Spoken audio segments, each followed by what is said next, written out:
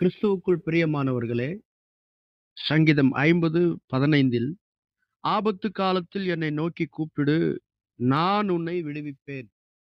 கர்த்தர் இன்றைக்கு உங்களுக்கு கொடுக்கிற வாக்குத்தத்தம், நான் உன்னை விடுவிப்பேன். மறைந்த அருமையான சாம் ஜெயபத்துரை ஐயா அவர்கள் ஒரு உண்மை சம்பவத்தை சொன்னார்கள்.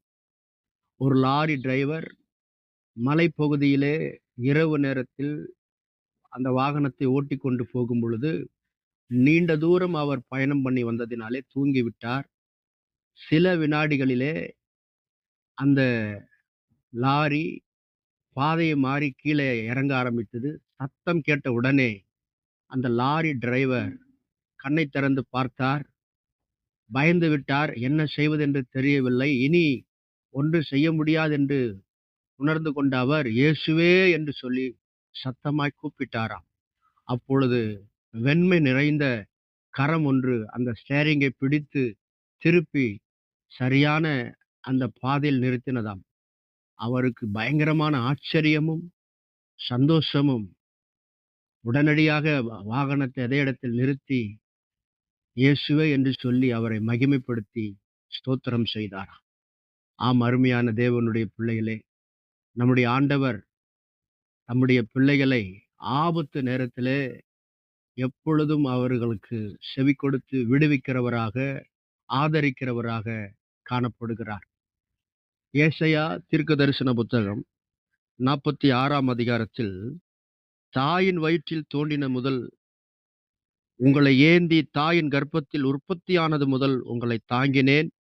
உங்கள் முதிர் வயது வரைக்கும் நான் அப்படி செய்வேன். நரை வயது மட்டும் நான் உங்களை தாங்குவேன். ஆம், அருமையானவர்களே, நம்முடைய ஆண்டவர் தாயின் வயிற்றிலே நாம் உருவாகும் பொழுதும் அவர்தான் நம்மை ஏந்தி சுமந்தார்.